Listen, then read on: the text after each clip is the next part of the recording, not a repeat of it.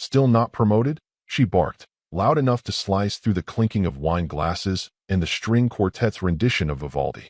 Her voice rang out like a starting pistol, jolting the table into silence. Forks froze midair. Even the waiter, mid-pour over a filet mignon, paused. I didn't look at her. Didn't look at anyone. I adjusted my cufflinks, took another sip of the overpriced Syrah, and chewed, slow, deliberate, like a man who hadn't just been publicly gutted by his own wife. Angela always knew how to perform. She leaned back in her chair, grinning as if she'd just won a game only she was playing. Come on, babe. You know I'm kidding. It's just, 12 years in the same role. That's got to be some kind of record. Laughter sputtered out from one of the interns seated too close, the kind of nervous giggle people use when they don't know where the landmines are. Across from me, my manager, Daryl, stared hard at the centerpiece like he was praying to it. Beside him, the VP of compliance offered a tight-lipped smile and quickly checked his phone. No one made eye contact. No one defended me. Except one. Mr. Halvorson, board member. Quiet. 68, maybe 70. Old school. Ex-Navy. He tilted his head and studied me like a specimen behind glass. I caught the stare just long enough to nod. Barely. He didn't smile. He didn't look away. Angela lifted her wine. To my husband. The most consistent man in middle management. Another chuckle. Then silence again. The quartet faltered. I set down my fork and dabbed my mouth with the cloth napkin. Still not saying a word. Let me pause for a second and speak directly to you. Yes, you, listening right now. More than 90% of you hear stories like this, but never subscribe. If you do, it motivates the team to bring you even sharper, more intense stories every day. It's one tap that makes a big difference. All right, back to it. The gala had been my idea, ironically. I thought it might help mend things. Angela had been distant for months, colder, sharper. Her ambition had turned ravenous lately, and I was either in the way or beneath her line of sight. I thought a night out might remind her that I wasn't some faded wallpaper in her success story. But apparently, I'd miscalculated. Spectacularly. As dessert was served, she reached across me to grab another glass of Prosecco from the server. Her hand grazed my shoulder like I was a coat rack. She turned to the CFO's wife and said, "He's got this thing about loyalty. Never wants to shake the boat. I keep telling him, rock it, or drown. But hey, safe is sexy, right?" I finally stood. Not fast. Not dramatic. I excused myself softly. Said I needed to take a call. Angela didn't even register it. I walked out of the glass hall, down the metal stairs, out into the night air where it smelled like damp pavement and lavender from the hotel landscaping. I didn't check my phone. I didn't call anyone. I sat on the edge of a concrete planter, rolled up my sleeves, and took off my tie. My hands were steady. Heartbeat normal. I wasn't angry. Not yet. Anger comes from surprise. And I hadn't been surprised in a long, long time. This had been inevitable. The truth is, people mistake silence for weakness. But silence is a tool. A blade. And Angela had just given me a reason to sharpen it. The rooftop had been a minefield, sure. But she wasn't the only one laying traps. Because while she had the stage, I had the blueprints. The documents. The forecasts. And the kind of dirt you don't scream about in public. You let it simmer underground until someone steps on it. Angela thought she'd made her point in front of all those people. But what she didn't know, what none of them knew, was that the promotion she mocked me for never getting. It was already in motion. But it wasn't a new title I was after. It was control. And after tonight, she'd made sure I was going to take it. The car ride home was silent, apart from the occasional click of Angela's acrylics tapping on her phone screen. Notifications chimed. She was already scrolling through photos from the gala, checking who'd tagged her, basking in the afterglow of her little performance. "Come on," she said finally, grinning at the windshield. "It was just a joke. Don't act like anyone even noticed." I didn't answer. Not because I didn't have something to say, but because I had no intention of saying it. I watched the streetlights flick past, each one briefly illuminating her reflection in the passenger window, smug, oblivious. I knew that face. Knew it from dinner parties, from investor mixers, from the last time I watched her charm a room full of men in better suits than mine. She thought the night had been hers. She had no idea she'd just handed me the keys. When we pulled into the driveway, she didn't even wait. Grabbed her clutch, heels clacking as she walked toward the house. No backward glance. No goodnight. I followed. Slowly. Deliberately. Like someone counting steps to remember where the landmines were. Inside, she disappeared into the bedroom. I heard the familiar ritual, shower running, phone call to her sister, laughter as she recounted the promotion line like it was some SNL monologue. I took off my blazer, hung it neatly, and walked into my study. Closed the door, locked it. Then I pulled the curtain. Behind the filing cabinet was a shelf she never touched. In our 14 years together, Angela never once looked through my archives. She always joked I filed things like a detective, not an analyst. She wasn't wrong. I reached for the black spine. The thick, hardbound report with no label on the side. Only the title etched into the leather cover in small gold letters. Asset Liability Report, Internal, Preliminary Forecast. I placed it on the desk, opened to the index, and ran my finger down the tabs. Each one marked not with labels, but with dates. This wasn't a hobby. This was 6 months of deep work. Done in pieces. After hours. On weekends. While Angela thought I was researching stocks for fun, inside were patterns, vendor irregularities, compliance blind spots, transactional anomalies that no one had spotted yet, or perhaps didn't want to, and one name that popped up too many times in too many places. Luminant Systems, a mid-tier cybersecurity supplier, on paper. But scratch the surface and you'd find something curious. Their subcontractors had connections to another firm. Angela's firm. The dots connected if you knew where to look. And I had. I had mapped them meticulously. Not out of paranoia, but because the numbers didn't lie. The same vendors who'd mysteriously surged in cost-to-service ratio after Angela's firm took over their accounts had ties to our back-end projects. And guess who pushed the board to switch vendors? Angela had paraded that synergy around like it was a win for both companies. No one knew it wasn't just synergy, it was leverage. Quiet, internal leverage. And the firm's exposure to it was growing by the quarter. I flipped to the appendix. Folded one sheet. Just one. Slid it into an envelope. Wrote one name on it. D. Selwick, chairman of the board. Then I unlocked my bottom drawer and pulled out a USB drive. Labeled only with the date. This wasn't vengeance. This was insurance. Angela had always assumed I was the weak link. The safe one. The placeholder husband. The guy who would eat the joke, sip the wine, and keep typing up quarterly forecasts while she ascended. She never asked why I stayed in my position for 12 years. She assumed it was stagnation. But the truth is, I stayed because it gave me access. It gave me silence. And it let me see everyone else scrambling above the surface. Louder, messier, faster. She never noticed I wasn't drowning. I was diving. And now I was resurfacing with something sharp in my hands. Tomorrow morning would be quiet. No fireworks. No screaming. Just a file. An email. A meeting. Angela wouldn't know it yet. But tonight had been the last time she laughed at my expense. The spotlight she craved so badly, it was about to swing her way. And I'd be the one holding the switch. The house was still. No birdsong yet. Just the low hum of the fridge and the occasional crack from the old heating ducts. Angela was curled under the duvet in the master bedroom, mouth slightly open, one arm flung across my side of the bed. I didn't linger to watch her sleep. I'd laid my clothes out in the guest room. Gray shirt. No tie. Blazer over the arm. Neutral. Professional. Forgettable. In the study, the laptop blinked awake. I inserted the USB drive, the one with no labels, no markings, only the date embedded deep in its encryption. The same file that had lived offline, never backed up, never synced to the cloud. Because if anyone ever found it before I was ready, the game wouldn't just end, it would explode.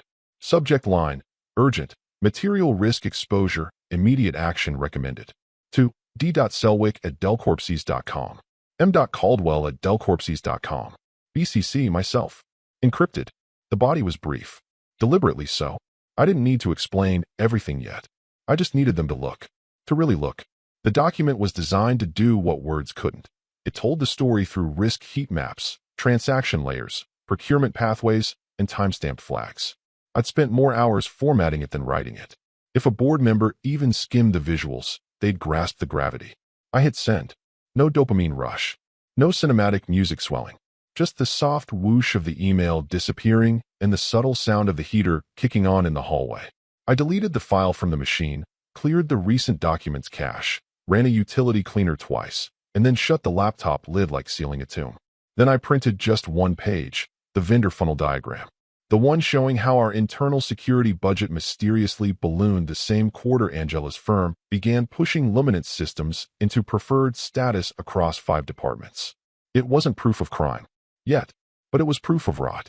I folded the page neatly, slid it into the same envelope from the night before. No return address. No notes. Just a handwritten word in block letters across the front. Review. By the time I poured my coffee into the thermos, Angela had stirred once, probably adjusting pillows. I paused in the kitchen, watching the sliver of light from the bedroom leak out under the door. Her world was still untouched. Her morning would begin with her usual routine: Pilates, almond milk latte, calendar calls with brand managers. She'd probably brag about the gala again, gloat about the look on my face when she delivered her little, not-promoted punchline. And all the while, the noose was already lowering. Quiet. Painless. Yet, I slipped the envelope into my briefcase, locking the latch with a soft click. My hands didn't tremble. What people don't realize is that sabotage isn't done with fire. Not real sabotage. Not the kind that sticks. It's done with paperwork. With ink. With an email that hits inboxes before the offices even unlock their doors. At 7:12 a.m., I walked into Delcorp's headquarters. The lobby was mostly empty, except for Linda at reception and a janitor polishing the steel edges of the elevator bank.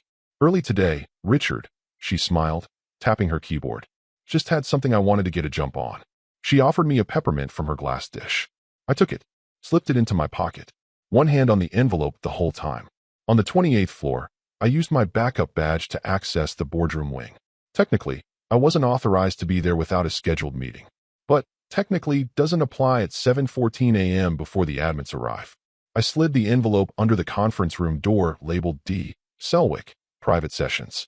Then I walked back to my desk in my regular department. Opened spreadsheets. Sipped coffee.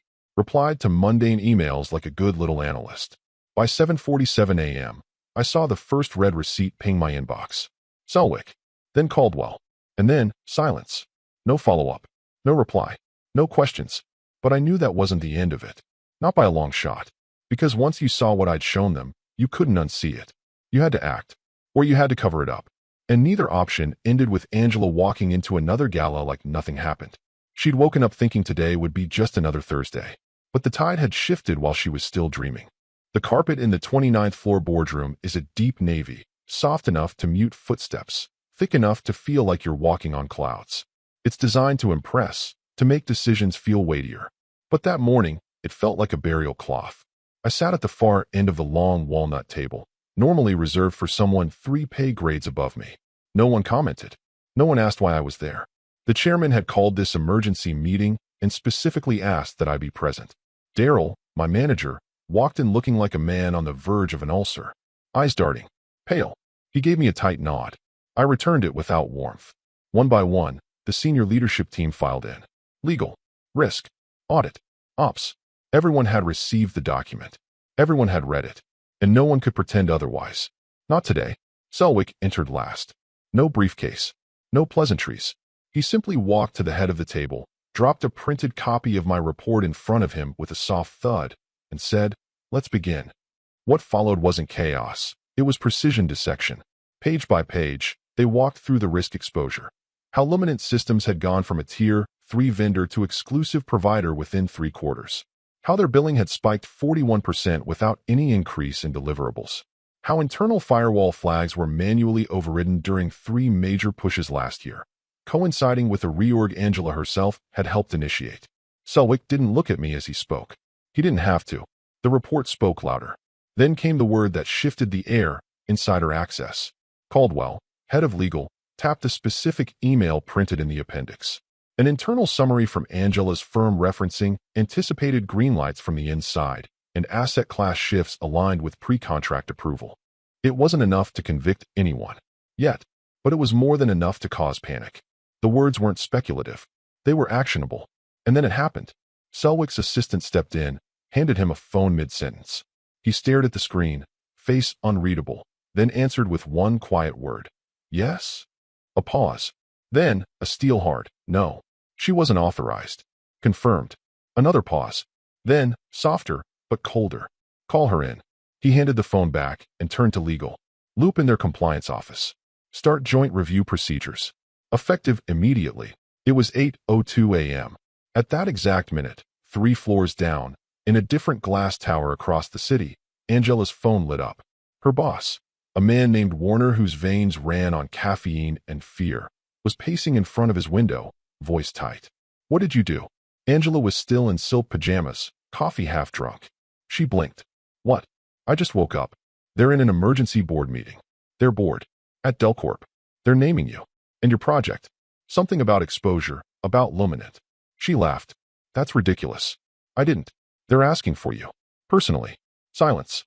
He added, quieter. They have documents, Angela. Names. Patterns. One of them connects directly to you. Something about your name being attached to a recommendation and vendor interactions. I didn't, she started, but it didn't matter. The line went dead. In our boardroom, Selwick stood. We'll take a recess. Caldwell, stay behind. Richard, you too. Everyone else filed out. Caldwell finally looked directly at me. Is there more? I met his stare. There's a second drive. Selwick's jaw flexed. Get it? No thank you. No handshake. No false niceties. Because they knew something now that Angela never did. I hadn't submitted this report out of duty. I'd done it with precision. With patience. With purpose. Angela had danced too close to the fire and mistaken the silence around her for approval. She never saw the man in the corner, behind the spreadsheet, who never raised his voice, but never stopped watching. Now the company was in DEFCON mode. And Angela? She was walking straight into it. Not as a VP, not as a guest, but as an exhibit. At precisely 12:03 p.m., Angela walked into the ninth-floor compliance wing of her firm, hair twisted into a bun so tight it made her temples ache. Her blouse was pristine white, pressed stiff with starch, and her heels clicked with that rehearsed blend of authority and control. But her eyes gave her away. The mask of composure couldn't fully bury the flicker of something she hadn't felt in years, uncertainty. Warner was already waiting in conference room C, the glass-walled one usually reserved for VIP clients or employee terminations. The blinds were drawn. He didn't greet her, didn't offer water. He simply gestured to the seat across from him, where a folder with her name printed in all caps sat untouched. She sat, quietly, trying to read his expression. Finally, he spoke. Angela, this is informal, for now, but legal is looping in shortly. She narrowed her eyes. For what? He opened the folder without looking at it, tapped the inside. Vendor activity, specifically luminant. Your name appears on the approval forms tied to their shift to Tier 1 status. That decision coincided with a pattern of trades, irregular ones. And there's language in intercompany memos that suggests prior knowledge. Timing matters here. She scoffed. Are you serious? Luminant's growth was a win for both companies. We all knew that. There's nothing irregular. Angela. He didn't raise his voice. Just said her name like a warning shot. This came from Delcorp's board. Directly. They flagged it as material risk. They're preparing an external audit. We're being forced into a joint compliance review. That means full transparency. Emails. Financials. Project histories. Her jaw locked. Who, she asked. Doesn't matter. Angela's hand slid under the table, fumbling for her phone like a lifeline. She opened her messages and typed 2 words. Did you say something? She stared at the screen. The message showed read. But no reply. She waited. 30 seconds. A minute. Nothing. He knew. She could feel it now. Not just suspicion, but the unmistakable weight of design. This wasn't a random audit. This wasn't a mistake. Someone had laid the groundwork. Someone had waited. Warner tapped the table. Did you ever discuss Delcorp's security restructuring internally before the vendor switch? No. Did you or anyone you manage ever receive compensation, gifts, or offers from Luminant or its subsidiaries? She blinked. No. Did you send or receive any communications referencing access to privileged procurement schedules or pending departmental reorganizations? No, she snapped. Then caught herself. Warner stared. Angela folded her arms, voice quieter. I'll wait for legal. He nodded once. Good idea. The meeting ended without resolution, but the hallway outside buzzed louder than when she'd entered. Emails were flying. Compliance teams from both firms were already cross-sharing data, unusual for preliminary inquiries. And someone had approved a temporary access lockout for 2 Luminant-facing departments. Angela stood in front of the elevator, phone clutched like a blade. Still no message from Richard. She opened her photo gallery, scrolled through the gala pictures. She stopped on one, the moment she raised her glass and delivered that line. Still not promoted? Her smirk looked different now, almost juvenile, like watching a child tug on a tiger's tail, unaware it's awake. She backed out of photos, checked her email. Internal legal had just booked a 4 p.m. session. No subject line, just a time and a room number. 2 hours later, she sat across from the firm's general counsel, watching as a laptop screen lit up with a string of emails, her own, forwarded anonymously, flagged in red. Is this your message? The lawyer asked. Angela didn't speak. didn't nod, but her eyes read every line. Subject, green light coming. Quiet access already in motion, winky face. Another, we're ahead of them. Don't worry, my end is locked. The timestamps were damning. They coincided with trades, with recommendations, with approvals, with him. Someone had these emails, had saved them, and now they were burning holes through the veneer of her career. Angela leaned back, suddenly cold despite the heat prickling her skin. She was in a room full of fire and couldn't find the exits. And the only man who might have shown her the way was done answering her messages. The conference room they brought me to wasn't one of the usual ones. No glass walls, no view of the skyline. This one was deep in the executive wing, shielded by layers of keycard security and NDA-bound silence. It had a single long table, blackout blinds, and a whiteboard that hadn't seen natural light in years. The kind of room where careers went to die or be rewritten. Selwick sat at the head, legal counsel on one side, risk and audit on the other. A laptop was already hooked to the monitor, and they'd printed hard copies of the report. Not my original one, the updated version. The one I'd spent the weekend refining. The one that now included names, dates, trades, and screenshots. I didn't fidget. I didn't clear my throat or make a show of nervousness. I just began. Let's start with March, I said, bringing up the first chart. Vendor priority shifts. Luminant was moved to Tier 1 across 4 procurement channels in under 30 days. Normal timeline is 90. A few nods. One raised eyebrow. The approvals were backdated to align with a retroactive budget reallocation.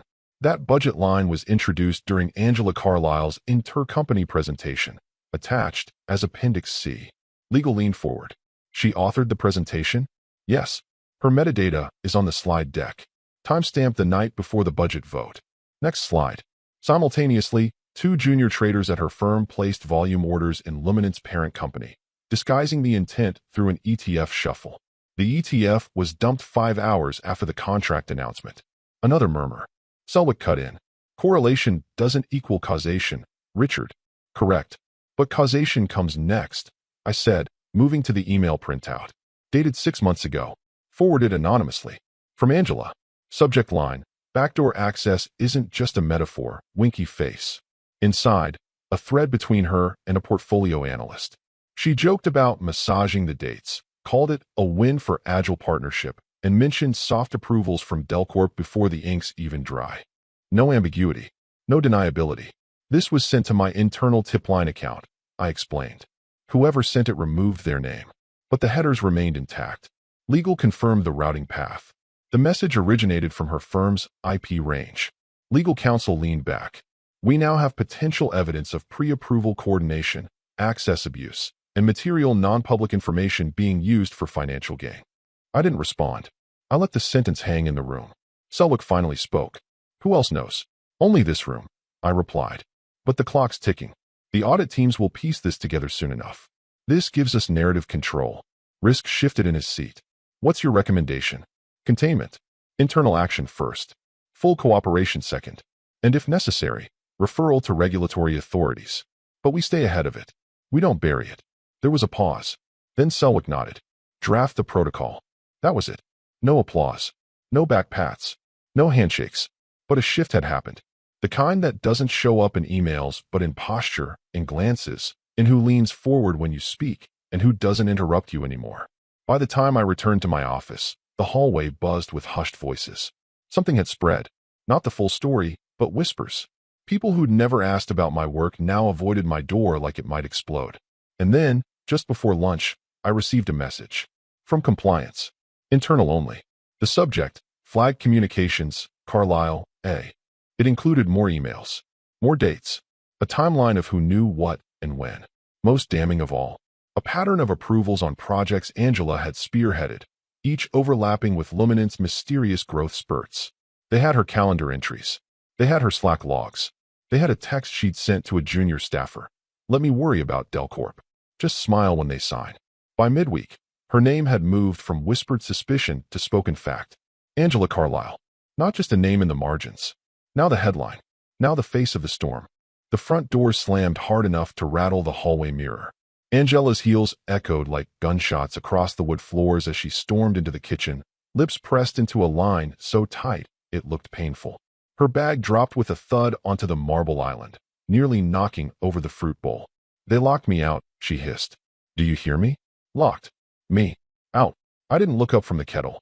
I get to the elevator, swipe my card, nothing. Try the office? Dead. Security handed me an envelope and a clipboard like I was a temp contractor. Her voice rose in pitch, disbelief curdling into rage. Then IT deactivates my company email while I'm still standing in the damn lobby. I poured hot water into my mug, stirred. The kitchen smelled faintly of cinnamon, left over from a quiet breakfast she hadn't noticed. Her voice dropped to a growl. This was you, wasn't it? I finally turned. She was in full war paint. Perfect foundation, lashes still curled, hair wound in that too-tight bun that now looked like a helmet. But the edges were fraying. The left earring was missing, and her voice trembled just enough to betray what she was desperate to hide. Fear. You're doing this, she said. You fed them something. This is payback. You're using them to humiliate me. I walked past her without a word and opened the side cabinet above the wine rack. Pulled out a manila folder, thick, sealed, labeled only with one thing. A date. Set it on the kitchen counter. Pushed it across the marble, slow and silent, until it stopped in front of her. Angela stared at it like it might explode. What is this? She snapped. I walked back to my seat and took a sip of tea. She hesitated, then ripped the flap open and slid the contents out. One sheet. A printed email. Her email. Subject. Backdoor access isn't just a metaphor, winky face. Beneath it, the forwarded header. Internal routing. Delivery time. And beneath that, a notarization stamp from an independent verification service. Date sealed, 3 months ago. Angela's lips moved, silently rereading her own words like they were written in another language. She set the paper down, carefully, then looked at me. You saved this. Her voice was no longer sharp. It was hollow. I said nothing. You planned this? She asked again. You waited? Still nothing. The silence stretched, thick and suffocating. This was a private joke, she tried. It's being taken out of context. That's not a crime. People exaggerate. Not when those people are negotiating vendor contracts with insider access. I finally said, voice flat. That was the only line I gave her. The only one she was going to get. She sank onto the bar stool slowly, eyes on the page like it was a death certificate. Her hands curled inward, fingers clawing lightly at the edges. Not tearing, just gripping, as if she could hold the lie in place long enough to make it real again. You're ending my career, she whispered. You're ending me. No response. She looked up. I gave up everything for us. You think this is just about some email? Some vendor. Her voice cracked. I built something. You don't get to tear it down because your ego got bruised at a dinner table. I stood, gathered my mug, washed it in the sink. You didn't build anything, I said over my shoulder. You just borrowed it. From people who didn't know they were lending. I turned to her fully now. And some of us kept receipts. Angela sat frozen, the folder still open in front of her. For the first time in the 15 years I'd known her, she didn't have a single comeback. She wasn't just fired. She wasn't just exposed. She was irrelevant now. Powerless. Not because she lost status, but because for the first time in her life, she had no script to read from. No one to lie to. And the silence? It was deafening. Friday morning started the same as every other. A black coffee. Quiet walk to the mailbox. The smell of late October. Wet leaves. Distant smoke from someone's early fireplace. The promise of cold not far behind. But when I opened my work email at 7:02 a.m., the header stood out like a flare in fog. Subject. Organizational realignment. Internal communication only. I clicked. And read. By 7:04, I'd read it twice. By 7:10, 3 former executives had called each other. By 7:15, Slack was a war zone of private threads and scrambled guesses. And by 8 a.m., every single department head at Delcorp had a new reality. Effective immediately, Richard Carlisle is appointed Executive Director of Integrity and Risk Oversight. This newly created division will report directly to the board and operate independently from traditional compliance channels. There was no meeting, no press release, just a quiet email. But the implications were louder than any podium speech.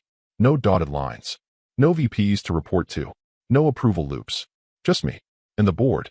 I sat at my usual desk for 23 more minutes before the relocation request came in from facilities. New office setup to begin Monday, 31st floor, East Wing. Full privacy installation. Soundproofing included. It hadn't just happened. This had been planned. Which meant that while I was laying the trail, someone else had already started building the tower. Angela was right about one thing. I hadn't been promoted in over a decade. I'd been positioned. Meanwhile, her name was beginning to do laps around the finance blogosphere. Not full-blown scandal, yet. Just curious whispers. Phrases like vendor entanglements, pending internal review, and administrative leave during investigation. A photo leaked, her walking out of her firm's office, escorted not by security, but by someone in legal.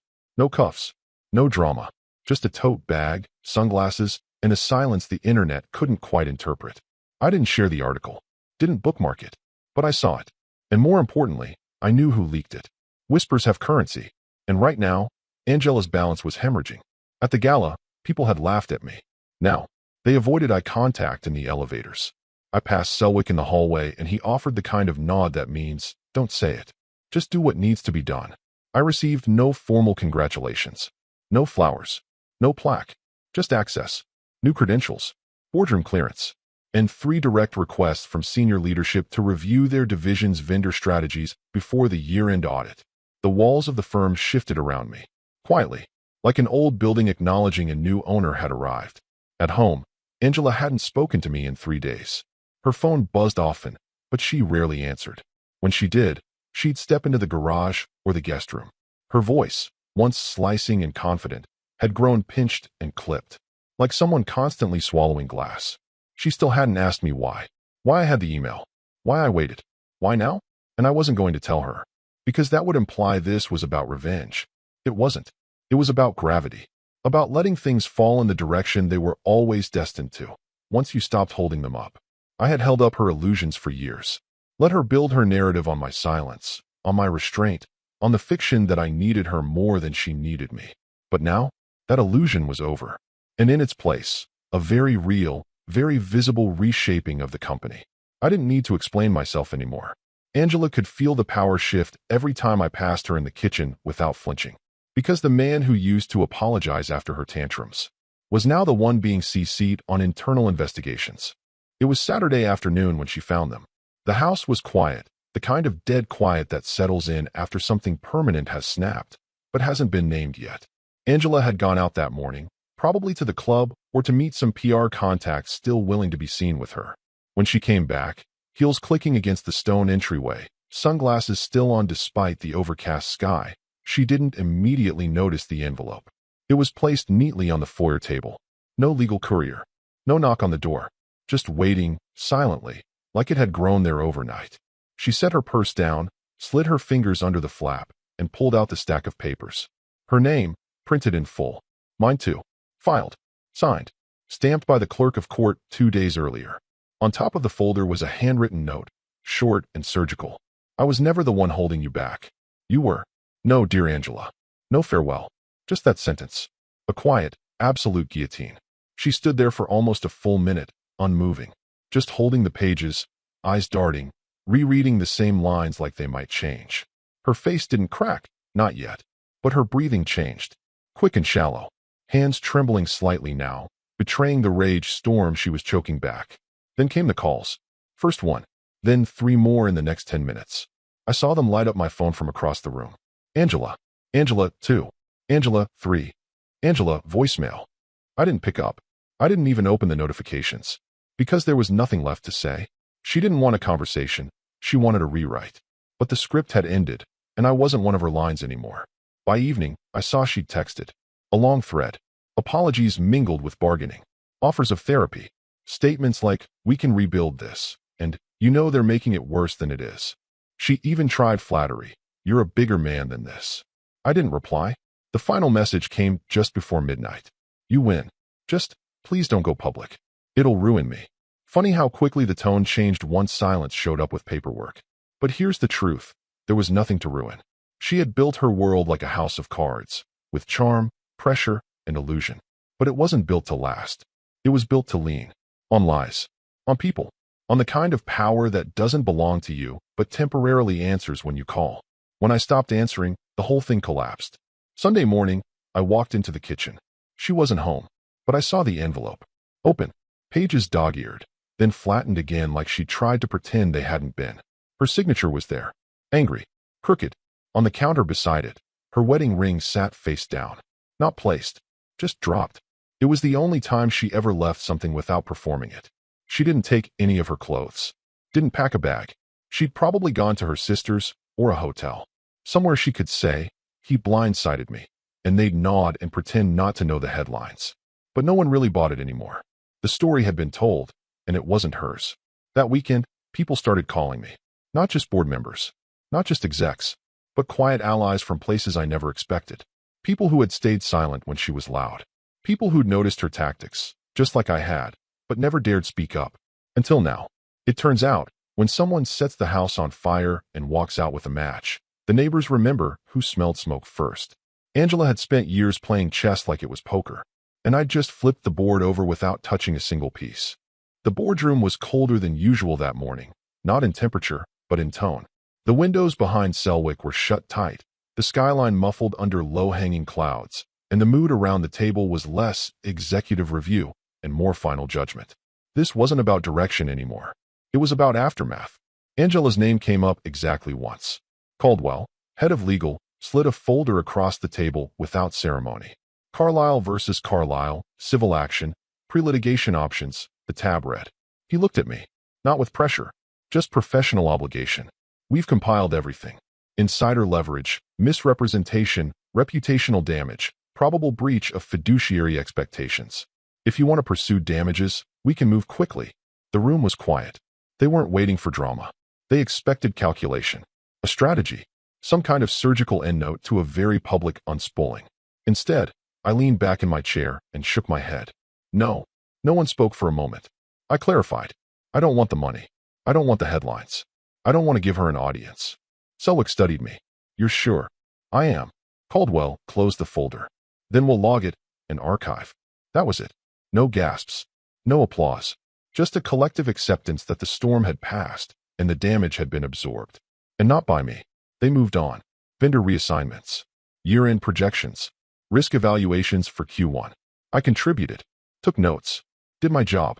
When the meeting ended, I gathered my documents and stood. Halfway to the door, Selwick stopped me. Richard. I turned. He walked over slowly. No suit jacket today. Just the navy vest he always wore when meetings involved people, not numbers. I've worked with a lot of men, he said, voice low. Most swing at the first insult, or leak at the first hint of betrayal. But you, he paused. Your discretion speaks louder than any press release. I didn't reply, just nodded once. That was the only approval I ever needed. I walked through the hallway, past the admin desks, past the portraits of former executives mounted along the curved wall. The elevator chimed softly in the distance. The same elevator she and I once took together, late for a gala, her heels clacking, her laugh echoing across the glass atrium like a warning I didn't know how to read yet. Back then, she'd laughed because she thought she'd won. Now, there was no laughter. Just me. I passed the glass doors at the entrance to the executive wing, the same ones she once paused at to deliver her cutting line in front of half the board. Still not promoted? This time, there were no eyes watching. No guests. No wine. Just the faint hum of the office and the sound of the elevator doors sliding open. I stepped inside. Alone. The doors closed behind me with a soft click. Not a slam. Not a bang. Just the clean, final sound of something done.